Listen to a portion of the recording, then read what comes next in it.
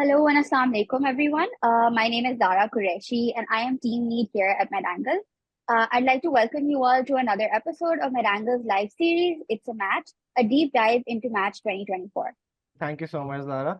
So my name is Sayed Sadli. I am the Vice President of Operations at MedAngle. And today, again, like Zara mentioned, we're bringing to you another episode of It's a Match, which is a deep dive into Match 2024 to help you with your Match 2025. So without further ado, let's give it over to the speakers to introduce themselves one by one. So Dr. Areeba Minhaj, will you please introduce yourself? So my name is Areeba Minhaj, and I'm a graduate of Dow Medical College, year of 2021. I was an applicant of internal medicine in this math cycle, and I got accepted into the University of South Dakota Sanford School of Medicine in the internal medicine categorical department. So here I am. Nice to meet you all. Amazing. Dr. Hira. Yeah, hi guys. My name is Hera Khan, and I just graduated from the Aga Khan University Medical College in December 2023. And I matched in internal medicine categorical at the University of Connecticut School of Medicine. I'm so happy to be here. Huge thank you to MedAngle for having me, and I'm excited to be able to help you guys in your math journeys. Thank you for being here, Dr. Hira. Dr. Tayyab. Hello, everyone. My name is Tayyab. I'm from Islamabad, but I did my medical school from Qaeda Medical College, Bahawalpur. I was participating in the match cycle in neurology, and I matched at University of South Florida in a categorical program. I'm happy to be here, and this is an amazing initiative that you guys have, and I'm happy to do my part. Perfect. All right, before we officially start with today's session or today's episode, I want to give it over to all the speakers to talk about one thing that is unique to their math journey. Dr. Areeba, we'll start with you. What was unique about your math journey? So I think that something that was unique about my math journey was that I fortunately had good scores, and this really helped me build connections with a lot of people, and people were really comfortable recommending me. So this is something that has really helped me in this process. All right, amazing. Good score. Say we have one. Okay, Dr. Hira, what was unique about your math journey in your opinion? Yeah, so what was unique about my match journey was that I applied during medical school. So it was a little bit of a different experience in comparison to some of the other applicants. It got very stressful at times with my rotations going on, but I'm glad it worked out. Amazing, that's great. But also, yeah, what do you have to say about That's a good question, and it's like introspective question. It has me thinking. So, what's unique about my math story? Like, if I can go the opposite of Dr. Hira, like I graduated in 2021, so it's been 2 years, 3 years now out of medical school. So I did my house job and then started preparing for USMLE. But I think the unique thing about my math journey was me, right? And people think that okay, there's a template we need to follow, but you're the unique thing. There's no one. You're going to be unique in some aspects, like if not all, right? And that's what you need to focus on in your application to convey that okay, I'm a unique person who's a capable professional individual as well, right? And if you do that, I think you have a good start. Amazing. I feel like we have a really diverse panel of people here today, from someone who applied during medical school to people who applied after medical school and even after higher job. So it's going to be really fun. So the topic of today's episode is something we call the intangibles. How the small things in your CV make a very big impact, right? And I can't think of better people to have for this episode than everyone here right now. So I'm going to hand it over to Zara now to officially start off today's discussion. Zara, over to you. Thank you, Saad. Dr. Hira, firstly, thank you so much for being here with us, and congratulations once again on matching. So something that I'd like to touch upon to start with is, the importance of extracurriculars, why they are important to your CV, how do they actually make a bigger impact on your residency application as a whole? So I think a question a lot of people have are about volunteer programs, right? Volunteer programs within your medical school, outside of your medical school, in a country like Pakistan, where a lot of our healthcare system is based on a lot of volunteer work, a lot of donations, a lot of community-based work as well. How do you think those experiences and those sort of opportunities impact your chances at matching, impact your CV, and what sort of weightage do they hold for you as a match applicant? Yeah, thank you, Zara, and thank you for having me here. So extracurriculars, we've all heard about them. We've all signed up for them. But yeah, it's a good question to ask, what actual weightage do they have at the end of the day in your ERAS CV? And I think the perfect answer for that would be to take a look at the ERAS CV. And if you get the opportunity to do that, you'll see that there's a list of impactful experiences, and it's a whole section that you get to fill out. Now it changes from year to year, but this year we had up to 10 experiences that we could list down. And each experience has a category called key characteristic. And once you click on that, there's a drop-down menu of different key characteristics that ERAS wants you to include when you talk about your impactful experiences. So I've listed them down, and I'd love to share those with you. Because it'll help you understand more about the weightage of each extracurricular. So one category is reliability and dependability. The next is resilience and adaptability. Then there's critical thinking and problem solving, teamwork and leadership, and then cultural humility and awareness. I might be missing a few, but these are the ones that I remember. And once you have these in mind, you can think about your volunteer work or your societies that you've joined and think about which category your extracurricular falls best into and which you're lacking. So that will help you kind of frame your future outlook on how to use your year ahead. Maybe you need to work on an extracurricular that shows more of your teamwork skills. So maybe a sports team that you can join, or a society that you can work up the ranks into leadership to show your leadership skills. You have reliability and dependability. So community outreach programs in which you're given responsibility that you can showcase these key characteristics. Those are pretty helpful. Adaptability. So for me personally, like US clinical experience is a great showcase of your adaptability. You're going all the way across the world, and you're trying to adapt to a new environment far away from home. So that's an excellent thing to put it down as that key characteristic, and so on. So a little bit about different societies that you should target.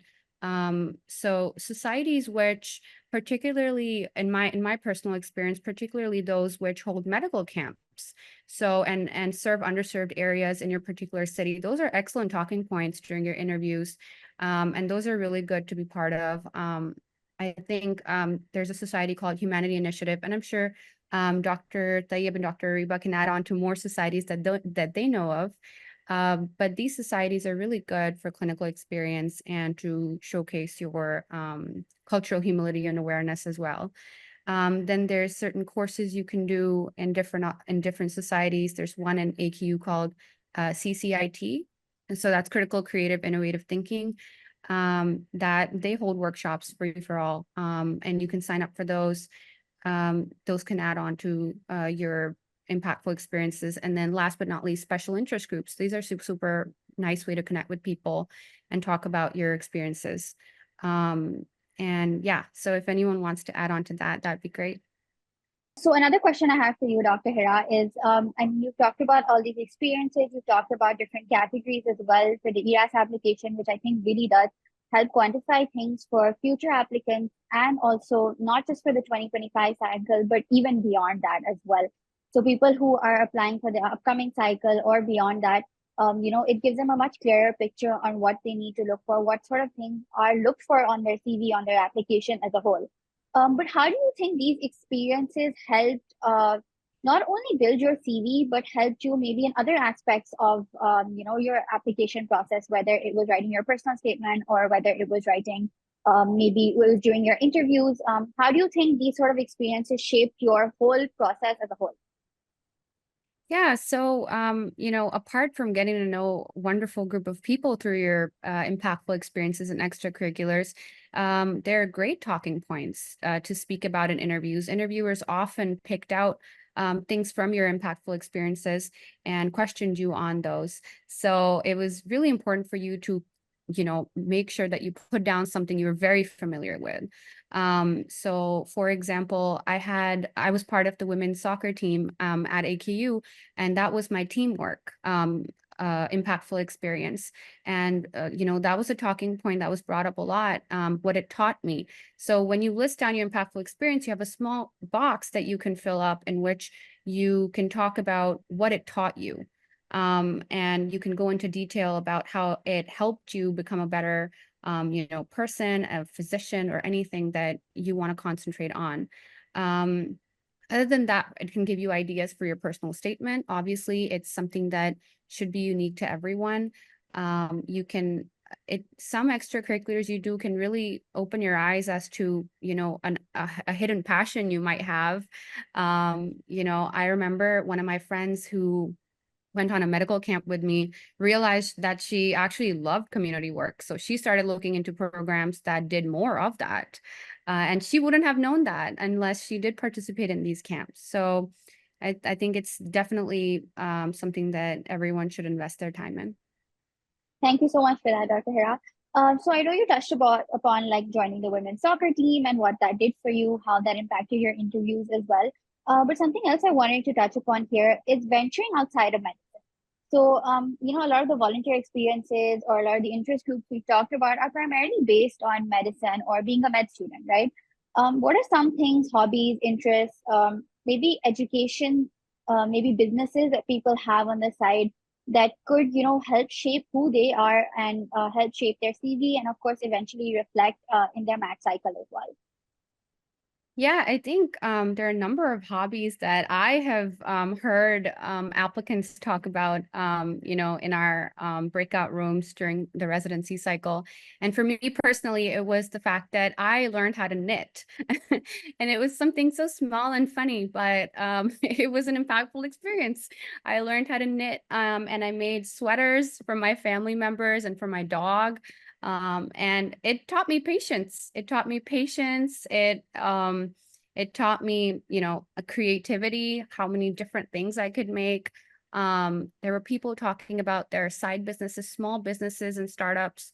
Then there was a girl who really spoke about how she gave tuition classes to kids. And I feel like that's like a lot of people can actually relate to that and talk about that. A lot of us do that in medical school and even in high school. So out of medicine hobbies are definitely something to talk about, especially if you like health and fitness, or even if you have a blog, or even if you're an influencer on Instagram, you can talk about how you impact people's lives through that, because, the world is now all about social media. So, yeah.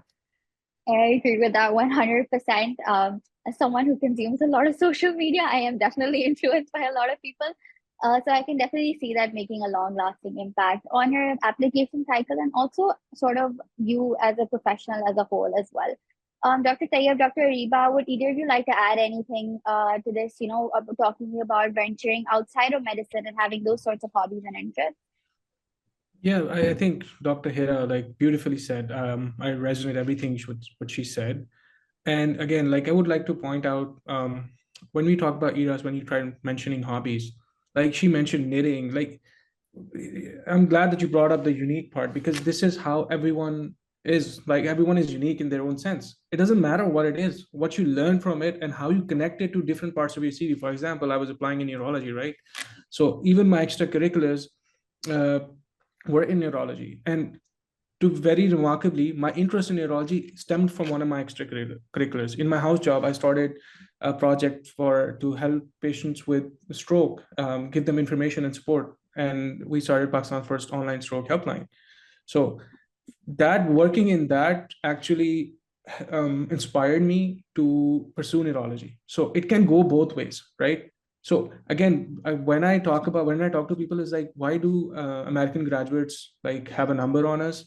The reason is that they're part of that system. For example, thankfully, when I did my A levels, I gave my SAT, I applied to American colleges, right? I wanted to pursue medicine, so I did not end up going there. But that common app experience helped me so much during match, because I know how the US college system works, how you have to talk about what's unique to you in a meaningful way. And as INGs, that's where we lack the most, because imposter syndrome, I don't know, we don't explore who we are as a person, and then we try to follow templates. I would urge everyone to think about who they are, what God has given everyone beautiful, unique traits, right? So explore them, find out who they are, find out what they are, and then use them to guide your experiences into whatever you do. And then if you follow that principle, writing eras in the end would very be simple because you'll be following your heart, right? So yeah, that's what I would add. And again, very beautifully said, Dr. Hira. Thank you so much for that, Dr. Tayyab. I think that was a very, very nice way to put it because, so many times when applying, I think applicants really focus on things inside medicine and they think, oh, we've done these many volunteer camps and we've done this course and we've completed this and we have this sort of certification. But there's a whole world beyond medicine. There's a whole world beyond what happens in our hospitals. There's a whole world beyond how it happens in our medical schools. And I think it's very important to be an all-rounder person, to be your own unique personality, and to really allow that to show in your application and beyond as well, as a physician, as a surgeon, in whatever subspecialty you match into. Another thing I'd like to talk about is volunteer experiences, in your personal statement and in your interview. How exactly do you think you can bring that up? Because, you don't want to seem very boastful either. You don't want to seem like you're bragging, but they are an integral part of your application. They're an integral part of who you are. They're a huge chunk of your CV as well. So how is that something people can generally approach? Dr. Tayyab? Yeah, all right. So that's a very good question. And like it's approaching it is not difficult at all. You should mention it in your CV. And where can you mention it? If, for example, you've done volunteer work and you've been like recognized for it, right? I had a friend who had been given the President's Medal, right? He was from Colombia, and it's a different story, but he chose to wrote that right in the award section, right? For example, if you're a member of IFMSA, for example, you mentioned that. And then when you go to the experiences section, now they're including a hobby section, right? So maybe you can use one of those templates, use that to portray more details of what that experiences was. They don't want to know, okay, ABC did the blood donation camps, right? What was your role in it? For example, you were organizing that camp, you were collecting data. Were you responsible for the confidentiality of that data?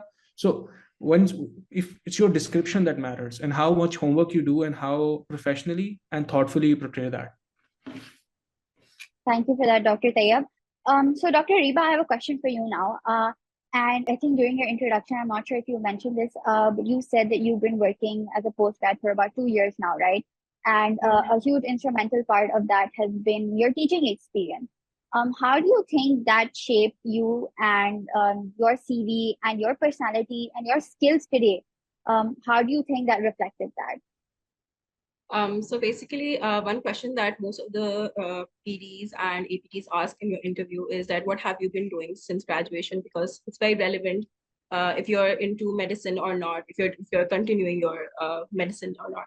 So I was working as a medical officer in cardiology, and this came in very handy in all of the interviews that I had, because cardiology is a very hectic field, and and my work actually involved a lot of patient care. It involved a lot of teamwork and everything, like all doctors fairly.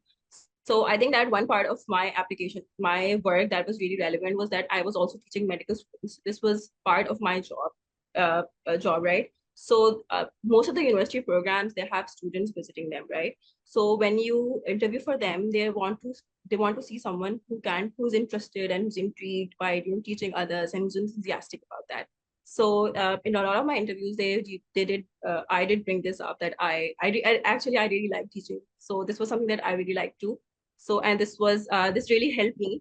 And for most of the university programs, they really want people who can teach, because we have to, and I think that medicine in general is something that you have to, it's just the knowledge just goes down from seniors to juniors. So it's something that even if you're not teaching medical students, you're always teaching your interns once you're a senior, right? So this is something that has really helped me out. Okay, thank you, Dr. Areeba. I think teaching anything takes a special skill and it takes a different sort of outlook on things. And, I think if you learn how to teach, if you learn how to impart knowledge onto others, it truly reflects on you as your personality, what sort of team worker you are, and how you sort of have leadership skills as well in front of other colleagues, other people. And it really does truly reflect on your personality and also, of course, your CV as a whole as well, and the big impact it can make.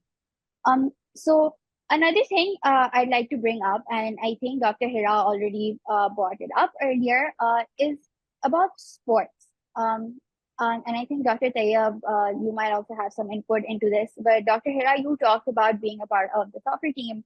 How do you think that really impacted you? How do you think that sort of build towards your CV, build towards your personality, build towards your general outlook, even when giving interviews, even when answering questions, even when trying to figure out what place you want to go in life? Sports is a very collaborative sort of thing. And how do you think that translated into who you are today? Yeah, I think those are excellent questions. So, we all know that any sort of sport, most sports are teamwork and team building activities. In my personal experience, being part of the soccer team was kind of being outside the medical school bubble, because most of my interactions were with medical students, all the societies we're in, even the extracurriculars we have. But on my soccer team, there were nursing students. There were people from doing their degrees in dental hygiene. There were kids, from all sorts of walks from life who otherwise I would have never met. And I brought that up in interviews. If you're a program director, like, directly asks you, what proof do you have, or what example of good teamwork ethic can you give me to show me that you can work in a good group environment, then this would be a prime example that I was adaptable enough to work with people who weren't even from my degree. And it opened up my eyes to the world beyond. And those are connections that I'll never forget. Playing with those girls, and every time we'd win, it taught me the importance of being able to communicate. There were some members of the team who didn't even speak Urdu properly. I mean, these are things that you will encounter in life, people who don't, language barriers, but you still have to work in a team with them. And so I think sport is just so beautiful and so impactful in the way that it shapes your personality. I think that's a really nice way to put it. And one common factor can put together people from all walks of life, like you said, all different diverse backgrounds, different education backgrounds. Language barriers came up, so many things came up, but at the end of the day, because of that one common factor, you guys were able to play together as a team. You guys were able to show up for each other in ways that probably you might not have been able to if it wasn't such a collaborative effort. Dr. Tayyab, would you like to add anything more to this? Yeah, again, Dr. Hira, like she summed it up beautifully. And I was inspired and touched by her example. And it's like, it's post-match season. I was like, why am I being impressed? So again, I would share my own example and I play basketball and played basketball throughout high school. Among other sports, I was the regional champion for squash in the Pindi district at some point in time as well. But the thing that I've brought up, and she mentions beautifully, is that not only it contributes to your development, but gives you a lot of things to talk about. That's why you should mention those things so that you can highlight them in interviews. So the interviewer would touch on this, oh, you played basketball, and then you tell them the story that like Dr. Hira said, and my story would be that, okay, when I went to medical school, I was from Islamabad, sort of burger kid, okay, going into medical school, no one plays basketball. There was this final year class who were also from Islamabad, and they were the reigning champions, right? And me and a friend, my friend, like I should mention him, Saf, shout out, hi, if he's watching, if he ever watches this, he also matched this season, like we matched together. So without spending too much time, so we built our own team, right? So we inspired our class fellows, like, all right, let's go practice, let's make a team. We didn't win the first year, but by the second year, we had done enough practice. We had passed on the skills that we were winning the college tournaments, right? And then we were part of the teams that for intercollegiate tournaments. So that was an exercise in team building, communication, like Dr. Hira mentioned, that how if you are effective communicator and if you inspire people, then you can achieve great things. Yeah. That's really nicely put. And that's such a wonderful story as well. And I think it really adds to Dr. Hira's story about how teamwork, how, just one common factor can really bring people together. And, I think medicine is such a collaborative thing, whether you go into surgery, whether you practice internal medicine, whether you go into pediatrics, you will always constantly be collaborating. It's never a one-person job. You work with a wonderful team of people. You have nurses, you have pharmacists, you have people from all walks of life. And that one common factor is really bringing you all together. And I think sports really, really do reflect a very, very similar thing in a very unique way as well. So thank you for that, Dr. Tayyab and Dr. Hira. So I'd like to hand over to Dr. Saad now, who I think will be able to provide more of an insight about the intangibles on your CV. All right, perfect. Thank you so much, Zara. So the next section of this episode is mostly concerned with some miscellaneous stuff. This miscellaneous stuff is mainly derived from questions and feedback that we have gotten since we've been doing this for the past year now, and some new stuff as well that we think is relevant to talk about, particularly pertaining to this cycle and the next cycle. Right? So we're going to be talking about some tangents here and trying to cover as much as we can, essentially. Right.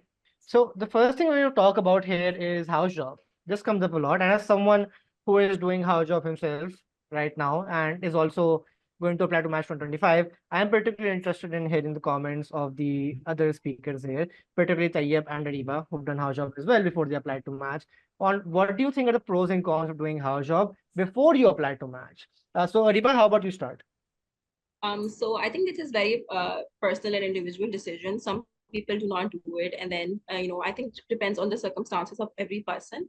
For me, I had to like a lot of financial issues people have. They cannot take this decision to not have anything to fall back on, and I did not want that. I wanted a license to practice, and I wanted to have something that I can do, even that in case that I do not match, right?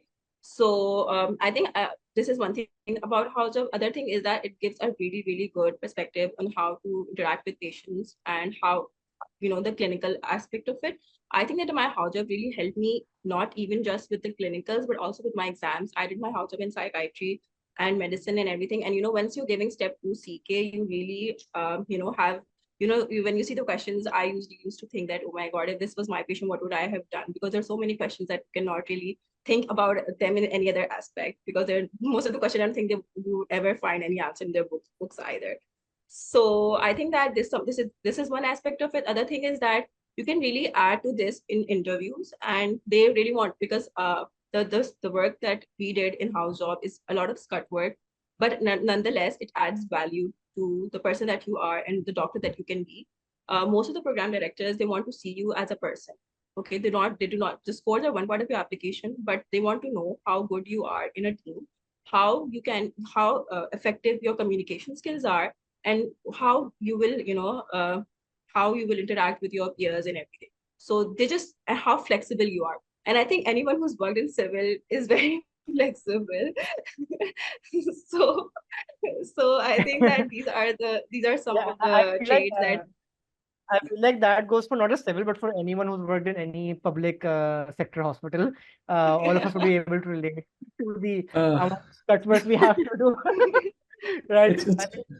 Yeah, Tayyab, go ahead. Actually, when I was doing my observations in Baylor, so I just casually mentioned that, I just do, we used to do paracentesis blindly, and everyone was looking at me like I have said something horrible, and they were like, oh my God, you do not do it. The unthinkable. Ultrasound, we don't have What's ultrasound. ultrasound? We don't know what ultrasound. Ultrasound guided. Guys, Literally, a lot of like, people. did you puncture a liver? And I'm like, no, I did not puncture the liver. But yeah. I resonate what Dr. Areeba says, like that it is personal, right? First of all, it's a personal decision for everyone. And I'm so glad that it's such a great question, because trust me, this question did a number on me, because I was so conflicted when I graduated. Do I do house job or not? And I'm so happy that after doing house job, I can share my opinion of whether it was a good choice or not. Just as a caveat, in my interviews, when they asked me questions like, okay, conflict resolution questions, I already had conflicts to resolve. Like, I was like, what duty mein nahi aaya yaar, usko so, obviously I don't tell them कि यार मैंने उसको WhatsApp पे पीछे को message किया, उसका नाम मैंने कहा यार ये जा रहा है ये. Instead I said कि okay, I had called a meeting, I talked to him, and then we figured out a way to solve this. Okay, so it gives you actually in a non-confrontational manner.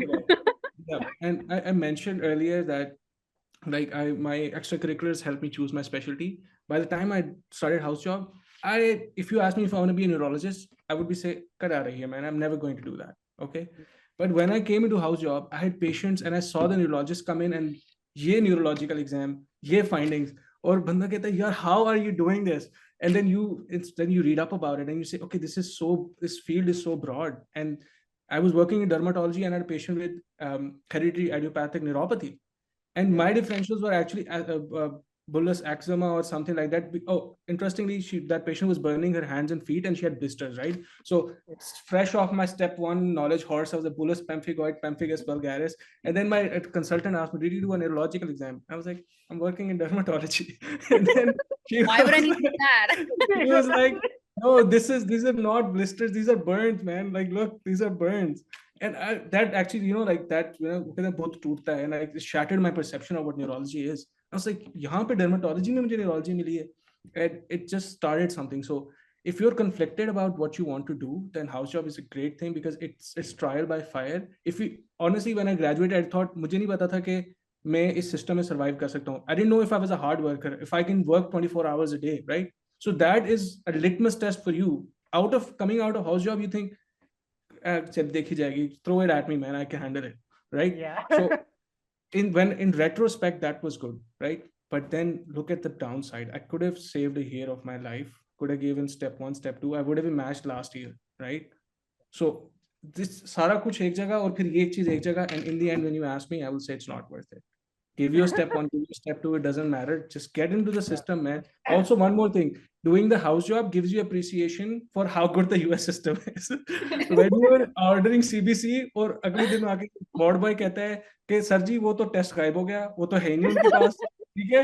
और when a patient comes with migraine और आपको कहते हैं और कोई नहीं, headache है, कोई बात नहीं, पैराडोल नहीं, और वहां पे आप you do an MRI, right? That's what the guidelines say. First, patient who's once diagnosed with a migraine, you should do an MRI. यहाँ पे पेशेंट को बोले MRI करना है, वो बोले तो ये डॉक्टर जो है ना, ये मेरे से पैसे खाने की कोशिश कर रहा है, इसने इतना महंगा टेस्ट लिख के दिया मुझे 15,000 रुपए का, ठीक है? So, and they asked me this question, what do you think is different from the US healthcare system? And I was able to draw on all those things, right? मैं अपने मुल्क की दवाइयाँ नहीं की, obviously, but I said कि we're much, and you have to phrase it professionally, right? So I said, the amount of resources that the US healthcare system has allows them to be extravagant in there and follow the guidelines appropriately. We have to be much more creative in our thinking and our diagnostic processes, right? So that's what I told them, that this is, I worked as a medical officer after I graduated, right?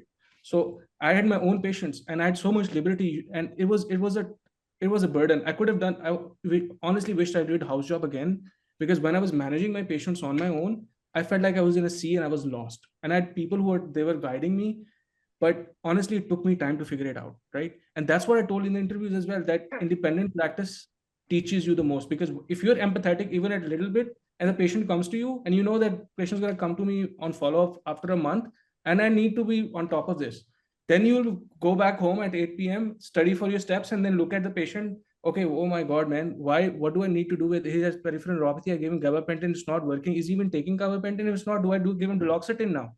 Okay, does he have hypertension? I do it. So everything you do in first aid is now being like reinforced in a way that you have to actively think about those problems. So take all this information, but in the end, if you give me a chance, I would spare a year of my life.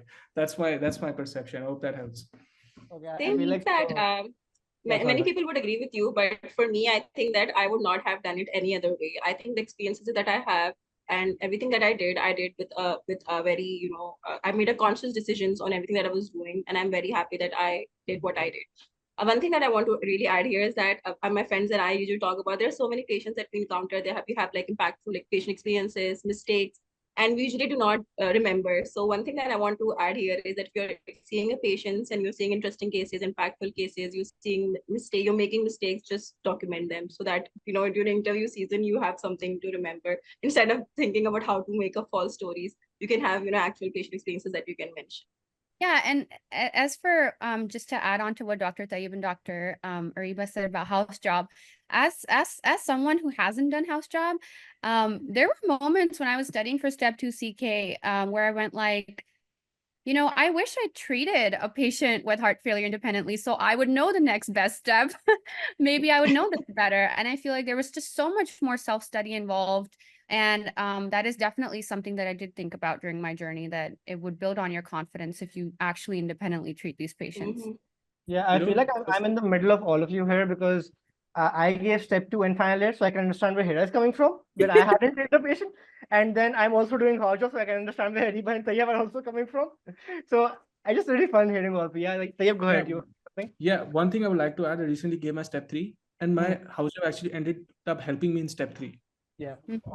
Our grand rounds and they were teaching us, like prognostic factors. My attending, oh man, God bless him, he was like a super attending, and he in my hospital, and he taught me so much during my rotation in my medicine rotation, and I have other beautiful teachers as well.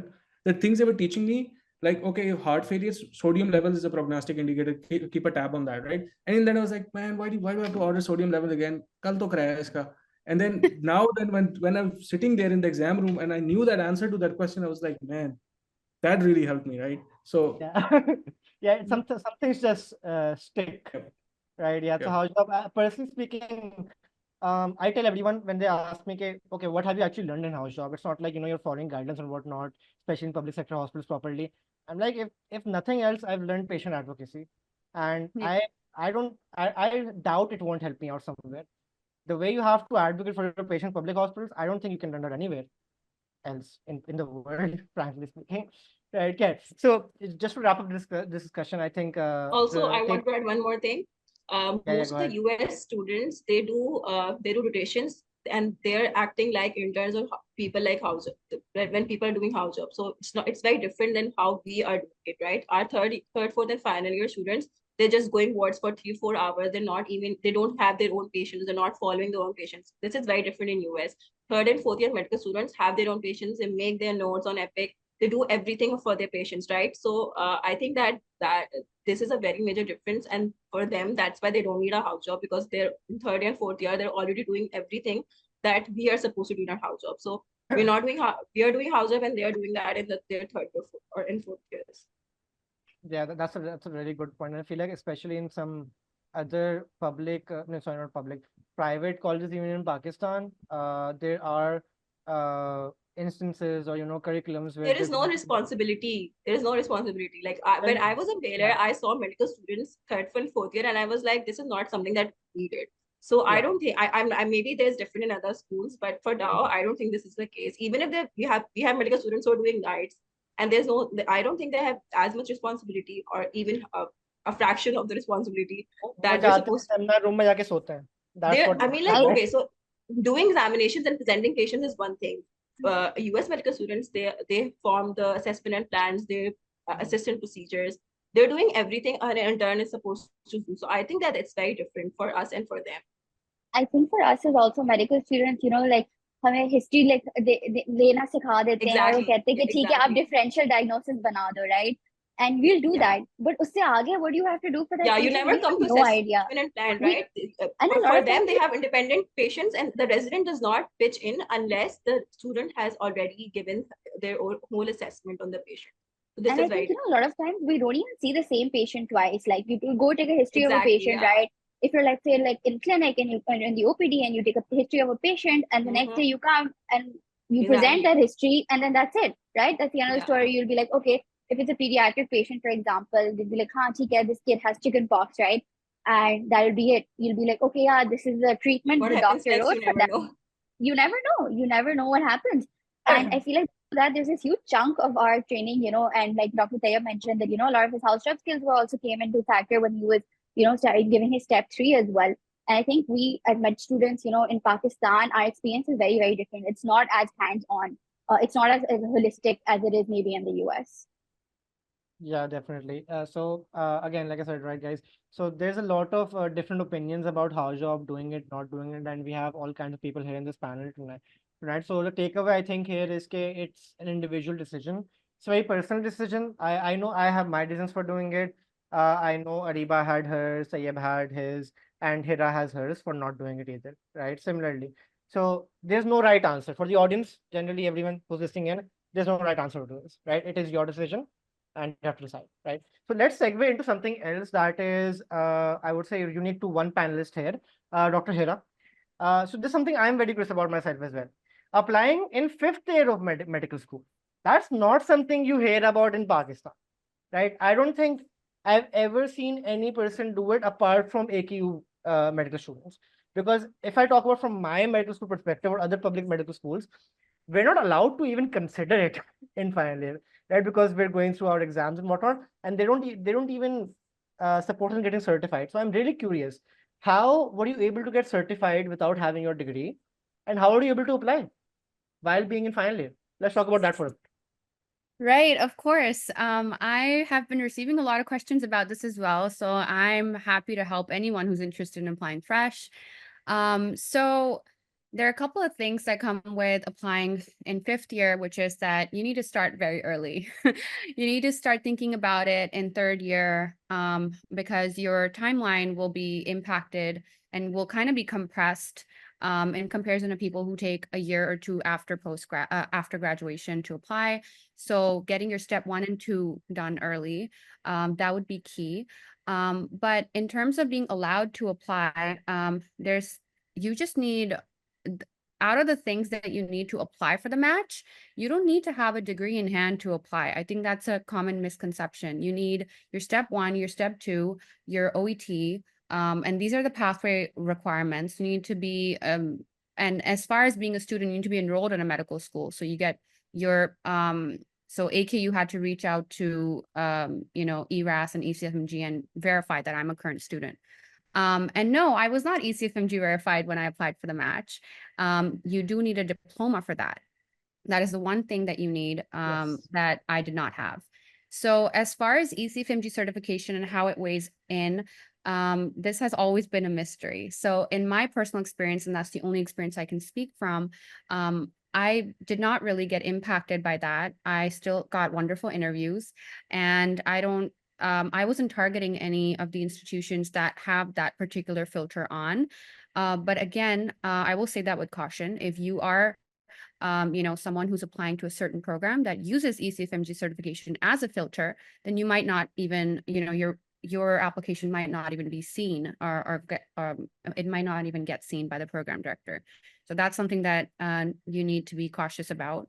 For me personally, I don't think it impacted my application, as long as you have your ECFMG certification before your start date. So, which I have now. Now for, yeah, sorry, you were saying something?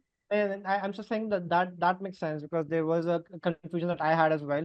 Personally, Yeah. okay, which pathway do you apply with if you haven't even completed medical school? Because I was looking at the pathway, I was like, okay, there's no pathway like that. How are people getting this certified before they get the degree? How is that even possible? So that really clears it up. You don't have to get certified before you technically start residency. Right? Yeah. That's just right. All right, perfect. Yeah. Right. Yeah, in my experience, that's how it went. And, I wasn't alone in the process. I had a lot of guidance from my seniors who had all applied. There were a lot of seniors who've applied straight out of medical school. And I had a colleague applying with me as well. So it worked out. But one thing that was really confusing for me was, what time do I put in US clinical elective? That becomes a challenge when you're applying in fifth year. So for me, I made sure it was out of the way. Early fifth year. So I had the rest of the year to do step 2. And that became very important for me, because that time during elective, it's very difficult to put in UWorld blocks and, to step. You really want to give it your all. You've spent so much money and time and energy. Like, you want to do well on your rotations and get good LORs. So to get your electives done early is imperative into applying fresh. All right, yeah, I feel like that's really lays out the land in terms of a timeline. So start early, guys. Third year. I feel third year is generally a good place to start when it comes to step 1, essentially, right? And you want to complete step 2 before med school ends as well. And if you're looking to apply in final year, it is possible, right? You don't necessarily have to be semi-certified, but it will require some administrative help where Oh yeah, sorry, definitely. where any medical school that you're part of has to, essentially reach out to Mhm. ECFMG and ERAS and be like, okay, this person is a medical student here, please let them apply and go for a cycle, right here. So it's not necessarily your institution reaching out and letting them know, like, please let them apply. That's not what happens. What happens is that you go through the regular pathway that everyone does, which you apply for the pathway, you pay for it. Every candidate has this administrative processing in the middle, where their institution confirms that they went there. It's just all regular. The only thing is that you do need administrator help and your MSPE and your transcript. So my transcript did not include one of my last rotations because the ERAS deadline was in September and I had my surgery rotation still left. But you know, my administration helped me to make sure my internal medicine score was on my transcript. And I think because for me, applying into internal medicine, it would have looked really bad if my internal medicine score wasn't on my transcript.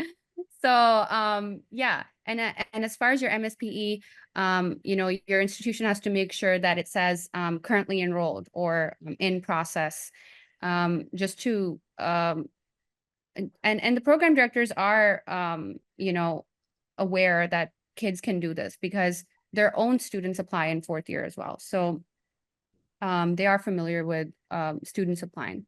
Okay, so I do have a follow-up question regarding this because I understand that your final year exams happen around December, Mhm. right?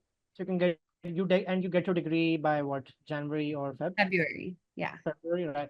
But let's say if someone is in a medical school which doesn't have exams until April, for example, and there's a lot of medical schools like that in Pakistan, unfortunately, which means they don't get their degree until June or July.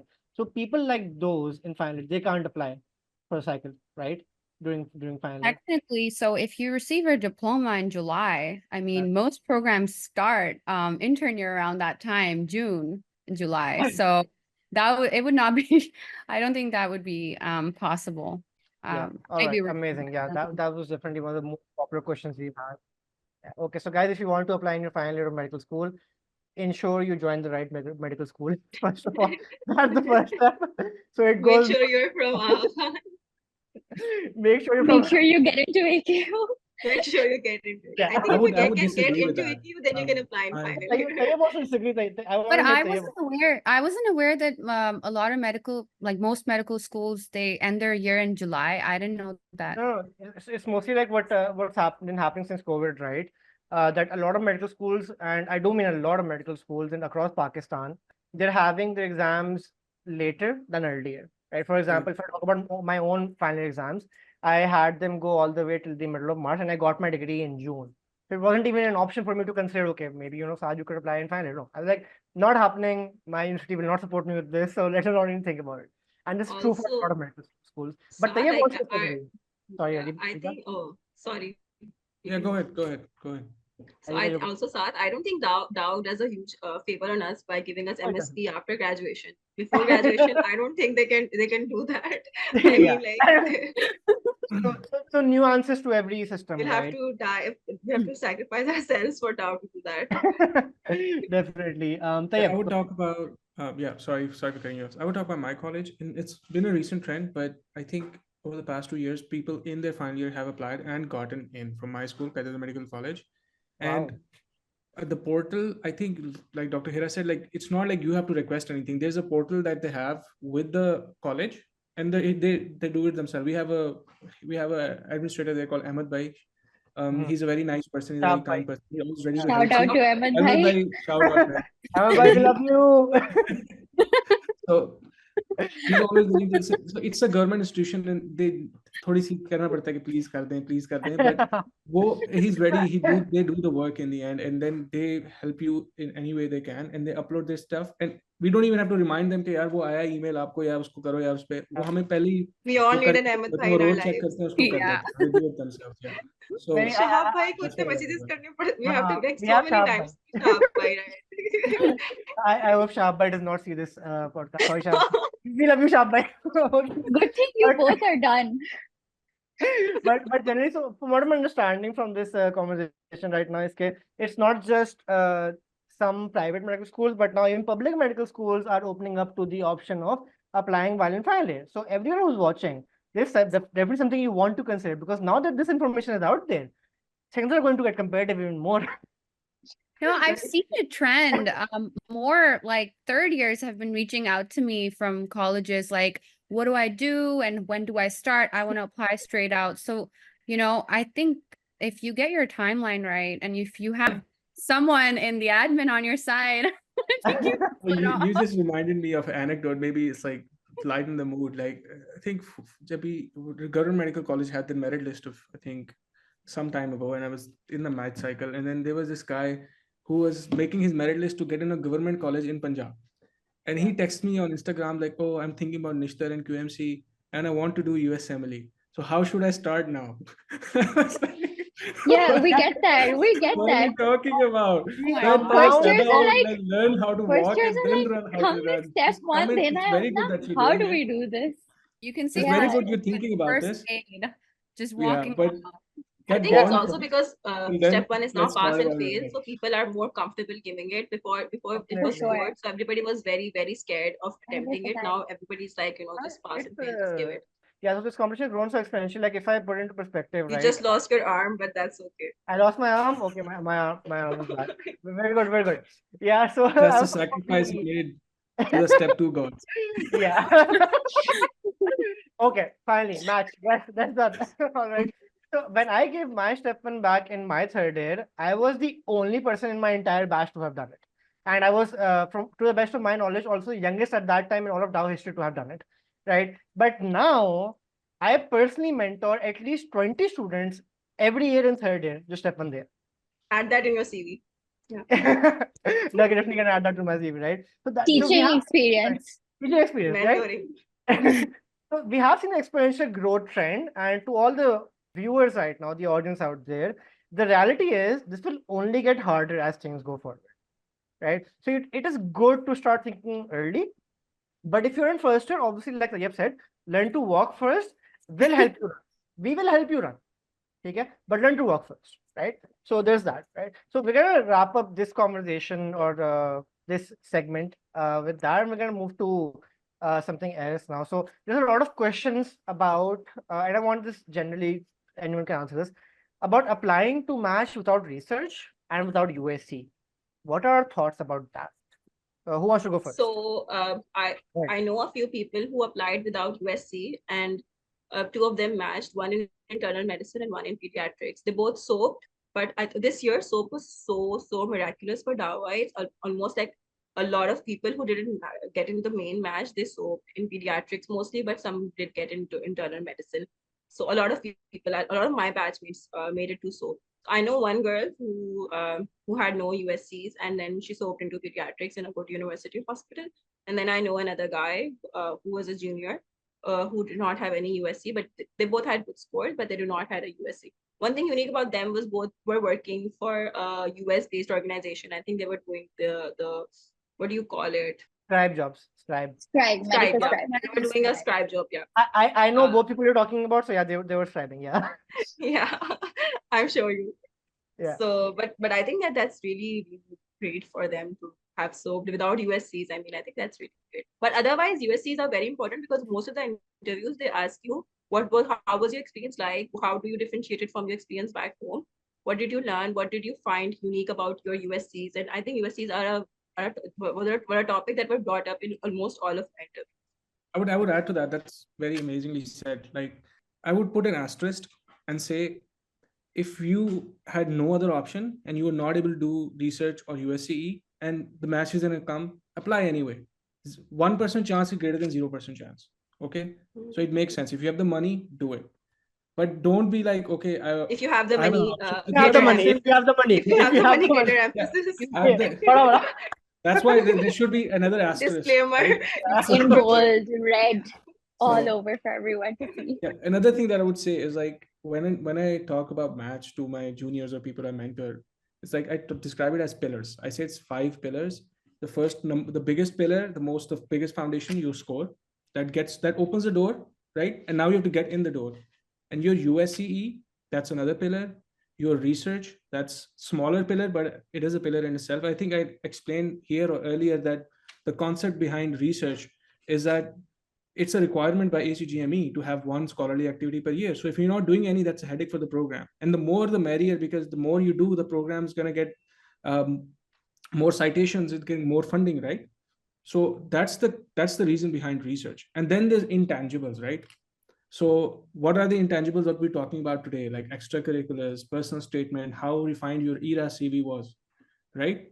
And the 5th one is your parents' dua and Allah Ta'ala ki taraf se. Okay? So I say that to people because you can do every 4 of these right, but you can still not match, and that's not your fault, right? A lot of my friends didn't match this time. And we had such deep talks, and we talked about like how luck is a factor, right? Internal medicine, 5,000 applicants, you need someone in the program. You can call it contacts as well, contacts with Allah or contacts with people, right?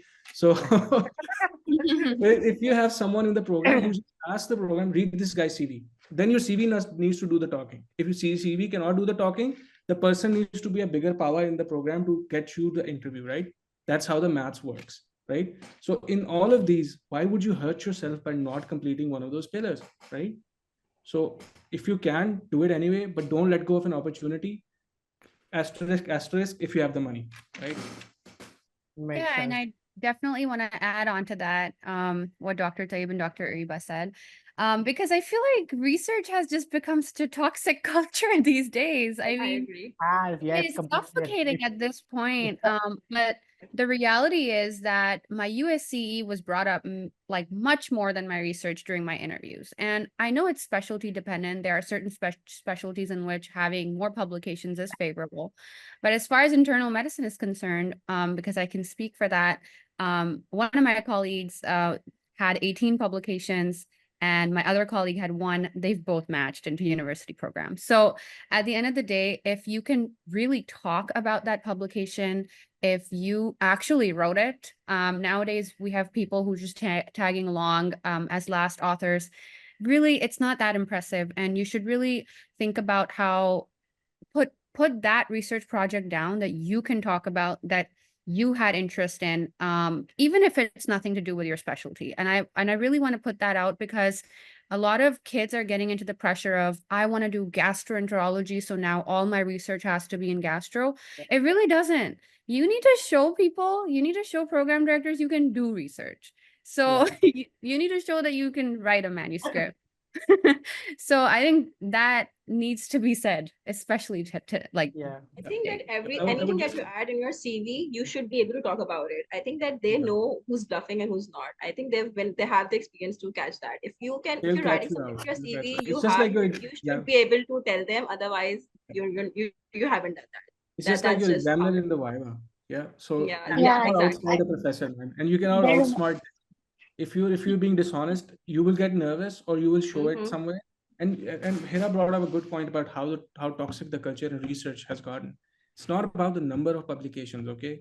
Yeah, the number matters too in a sense, but it's the quality of those publications, right? What you learned during these publications, what new skills you acquired during those publications, and that's what you build on in your ERAS CV, right? For me personally, I'm talking about neurology. It's super important, okay? Important because most programs are university programs, right?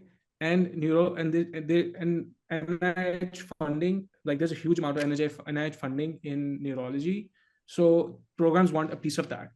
Okay, so whenever I talk to people, I said look at the data and follow what the common sense says, right? So there's this valid reason for why research is important in neurology, and it makes sense, right? So if you don't, so a lot of people, so there are two ways to get into neurology. One is brute force, and one is the way I chose, which is like without any in-person research position, right? A lot of people do a research position. None of them are mandatory, right? But the thing is, why is that important? Because it's a research culture based specialty, right? Same as Mm-hmm. ophthalmology, same as radiology, right? So that's the one thing I would add. Research is very, very important. A lot of my friends, a lot of people that I know of, they didn't match and they had good scores, decent scores, and they could not match because they think that research was lacking on their part. And my friends I had like only 4 papers, so I was not very heavy on research. But a lot of my friends who had like 20, 15 researches, I think it also depends on the programs. My programs the interviews that I got were usually university programs. And even though I just 4 papers, I still got the interviews. Most of the community programs, surprisingly, were more research oriented, and most of my friends with more researches got into university programs. I think Jacobi, Rochester, and some more newer programs, I think are more research heavy. I think research is very important to have. I think that for Hira, it worked out because I'm sure she must have other things as well. But for someone who has graduated 2 years out of med school, they really want to see that how relevant you are to medicine and other things. So I would not say that don't do research. I would say that have something on your CV, have some research experience, because nowadays everybody has it. by hook or by crook. I don't know how they're having it, and there's no way to know. But I mean, I think you should be honest to yourself, and your future patients. So research, I think, is something that you should have if you don't have it Okay, already. I really feel like I opened Pandora's box with this last question. I think there's a lot we I all think want that to say. everybody It's knows at this understandable. point, even Yeah. program directors know that how most people, they're getting researches through Yeah. various means. Yeah. Yeah. It's That's not possible. Do you think it's possible for someone who's studying medicine, who's scoring 260, who's like, and who has like 60 papers, 70, 100 papers? It's not right. I Maybe it feel is like possible. I'm there not saying, I'm it not, is. I'm not, It's I'm not not. No, digging on even any, on Twitter, I'm we've not digging seen on a any. lot Let of possible drama for you. about me I'm it. not that rebuttal. smart. This had turned from an podcast to a courtroom, and I would have a strong rebuttal for that. And it's like when I started research, I learned it, then I taught it to other people. And then now when I work on articles, I am the last author. Last author does not mean it's usually the mentor author, Exactly. right? So Yeah. every month I'm publishing 3-4 papers and I'm just reviewing them and editing them for other people, right? I'm part of the Yeah. conception of the ideas, but my work is just, you get paid for your like skill, right? So my work in them is just telling them, okay, ये चीज निकाल दो, ये निकाल दो तो छप जाएगा, ये निकालोगे तो नहीं छपेगा, अच्छा यार ये तुम्हारी चीजें गलत थी इसमें, ठीक है? Yeah, I feel like there are That's why people get 70. So definitely it's exponential in a sense that once you start doing it, then you start building it. Also, I don't have 70, so it's not Okay, I love how you have to वो तो और clarify अधिक that. है. I'm gonna close this Pandora's box now. ठीक है? I'm gonna close this. I mean, I'm sure there must be smart people. I'm just saying that I'm not that smart. So yeah. Yeah, like I feel like there are definitely ethical and unethical ways to go about it, but that's not what we're gonna get into right now, right? But just a few takeaways for the audience and for the viewers. Applying without research, without USC is a possibility. There is a very, very slight possibility, yes, that you'll get a match, but don't risk it. Especially if you don't have the finances for it, if you don't have the time for it, don't risk it. It is always better to do it. And there are specialty specific nuances that we haven't talked about. For example, PAIDS में it is relatively well known that you can match without USC. IM में it's relatively unheard of. Surgery में भूल जाओ. You're super different thinking you can even try for that, right? So specialty specific nuances do exist, and we're not going to get too much into that, but generally speaking, don't apply without USC and research. That's what we're understanding. All right. So the if you next have the thing, money, you can do it. if you have the money, you can do whatever you want, how many times you want. feel like I think I feel like I this think I Yes, want if you have the I want money. you to cut If this this you already part have the out money. where we podcast were needs a venting out. disclaimer. This podcast needs a disclaimer on the bottom, like full, like like, if you have the money, then do it. That can be the I think the tagline money for part, this because I think money part is important Very, before very you start the journey. A lot of people approach me and they say that what is a whole expense and everything. And I think that it's very, very, very important to know what the expenses are from the beginning, because after you've done the few exams and then you're in a limbo that if you should continue or not, because the expenses only continue to grow. You flash one cycle, you didn't match, you have to apply next, what to do. I think that it's very, very important to make a conscious decision on what you can do and what you cannot. Yeah, and I Very want to good. add on to that, since we mentioned money and we also talked about matching straight out of medical school. Because I had my elective in the same year as my ERAS application, it was a huge financial burden. So for anyone who is thinking about this, like make sure you take that into account. Elective is very expensive, and then applying for ERAS in the same year might not be your cup of tea. All right, amazing. So, we're gonna do 2-3 more questions only, and then we're gonna go for wrap up, right? So, I want everyone's comments on signaling. Signaling is something that was introduced, I believe, in this cycle, right? And I've read up a lot. There's a lot of chatter on WhatsApp groups, Facebook, Reddit.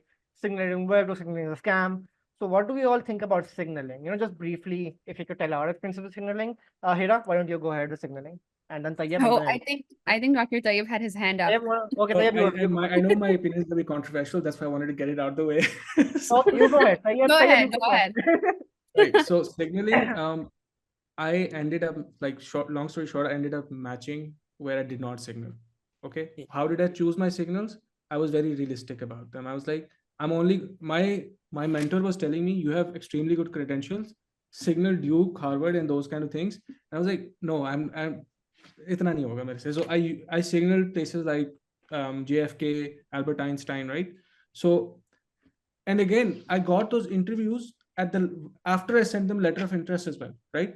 So I don't know if, and one of those signals did not send. So out of 3 signals in urology, I got 2 interviews. Number one. So if you say that's a good rate, but I know how I got those interviews. I had to text them that, oh, I signaled you and I'm really interested in your program. Have you like, मेहरबानी करो ठीक है तो I was they gave me the interview after that, right? And it was really good. They were great programs, right? But for signaling, the advice I would give you is number one, of course, use them. Of course, use them smartly and and use those for places where they're likely to take you, but don't use them for IMG friendly places. Because if you're, for example, let me just take an example of Tulane University in urology, right? So every IM, they know where they're almost all IMGs, right? So if every IMG is signaling there, same with geographic preferences, you have to be smart about it, right? You can't just signal where everyone else is signaling, right? It has to mean something, otherwise it won't, right? And I got the interviews in the end, so I cannot say whether it was organic or whether my letter of interest got me the interview or the signal got me the interview.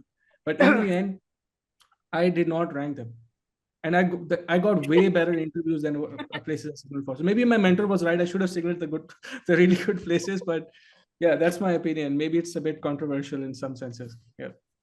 All right, amazing. So that's one perspective, obviously, right? Dr. Hera, what do you have to say about Yeah. I think signaling was a hit or miss. For me personally, I actually got 3 interviews from places I signaled. So I was quite shocked but it's hard to tell, right? Was it your signal or was it your CV, or is it the fact that they usually take people from your institution? Like, what is it, right? I was happy with the result, and I do think that you need to think about it strategically, because I completely agree with Dr. Tayyab. Your signal should not get diluted with like thousands of IMGs flooding one particular center. But at the same time, you have to deal with this feeling of missing out. If you don't signal one of those big institutions like Cleveland or Mayo, like, am I missing out by not signaling them? So I think once we get more data on how these signals have impacted, the outcome, we can think of a better result. So that was my experience. Definitely, data is king. We won't know much until we have data. Yeah. I mean, right now it's all very subjective, right? So we just Yeah. right. So Areeba, what was your I experience? actually got 5 out of 7 interviews from my Wow. Oh, signals. wow. Wow. Because I think I was very humble in signaling program. I do feel like, just disclaimer, Areeba has very high score. I feel like that played more of a factor than the signal. Then the Yeah. signal.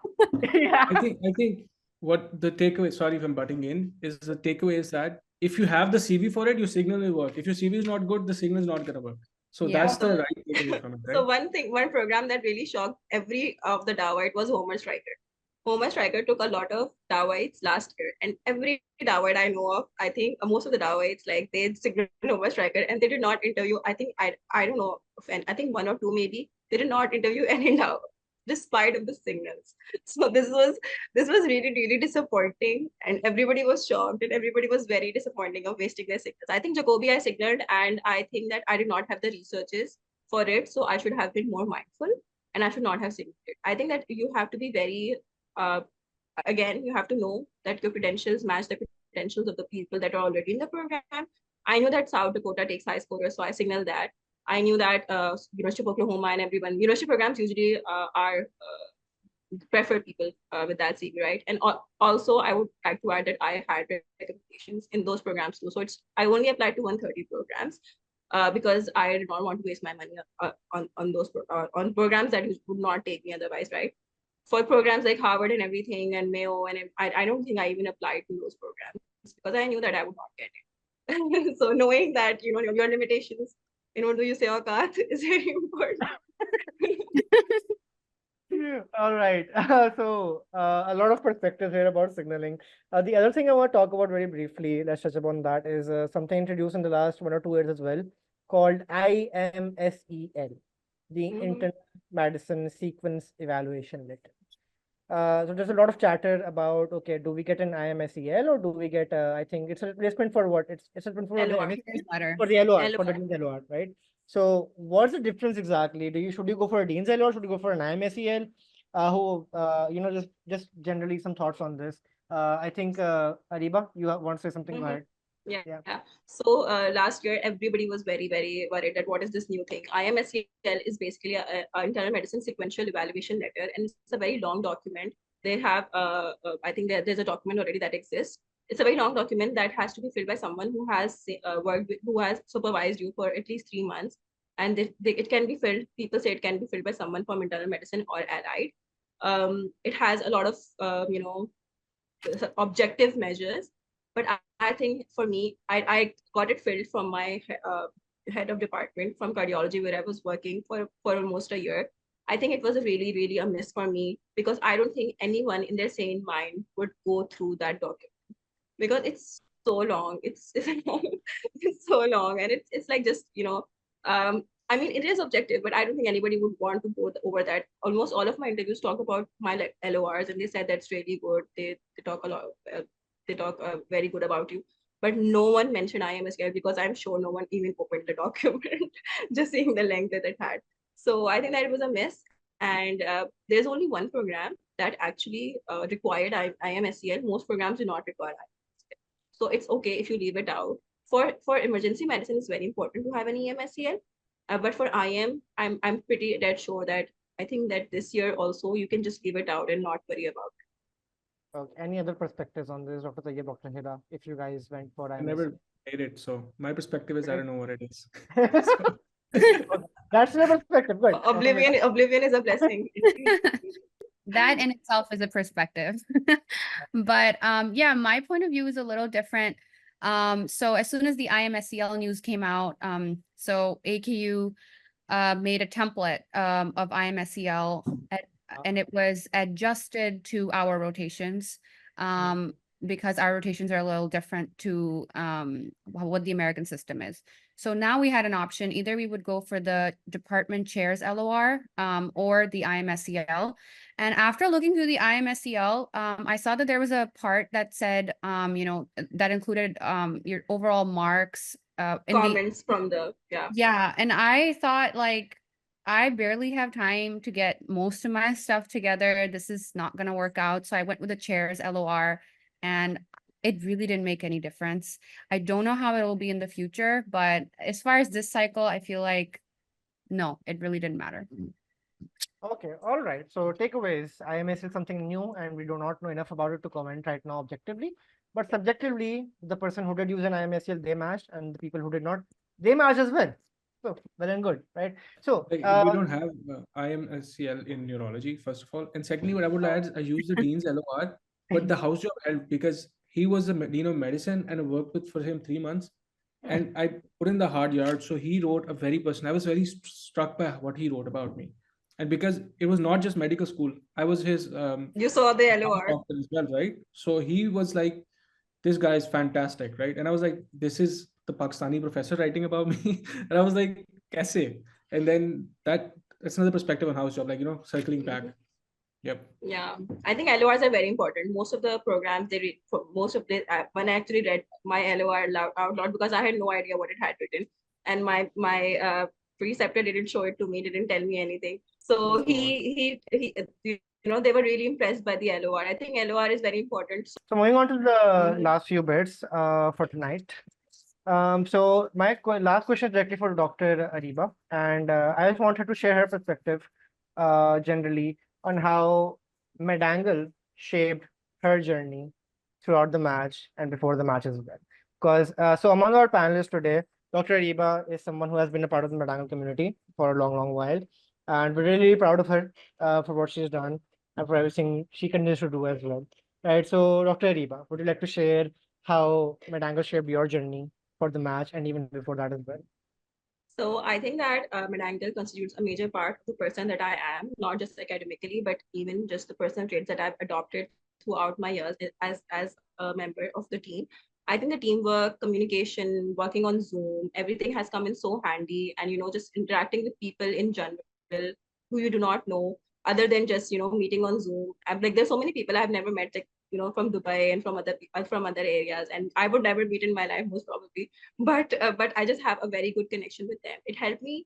I think it also helped me approach people and talk to strangers very comfortably. And this really, really helped me in talking to other people throughout my journey and getting to know them and interacting with them. I think that this whole man journey is not something that you can do alone. And it's very, very important to have people by your side who are going through the same thing or not, or just there to support you. And I think that, MedAngle gave me the confidence and the traits that I needed for building that communication effectively with people virtually. Other than that, I think that I was working as an education team member and manager for some time. So I think I made a lot of questions, and something that I really owe it to is my scores. I really owe it to is those questions and working in MedAngle, because once you're making questions, you read and study the subjects as from the perspective of a question maker. So this really, really enhances your question making, your test taking skills, and this is something that came in quite handy.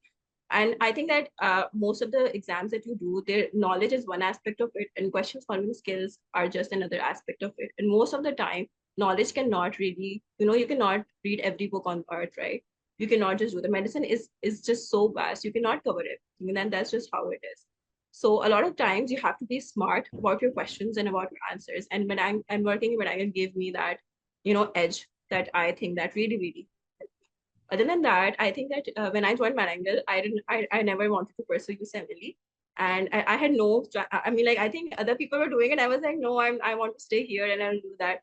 And just during my tenure, I met people who were part of the journey, and I was really inspired. And I was like, I should give it a try. So, if they can do it, like, I think if you see someone going through a journey, it gives you courage that, maybe it's not that hard. Maybe I can do it. So, and then the team and the team basically, I think that is one of the best people that I ever worked with. Azib and everyone, they gave me so much confidence in myself, and taking interviews and doing everything. I think that was just that just really builds me that's really built me as a person that I am today. And even in my interviews, a lot of time most of the people do not know about MedAngle, right? So, and this just justified.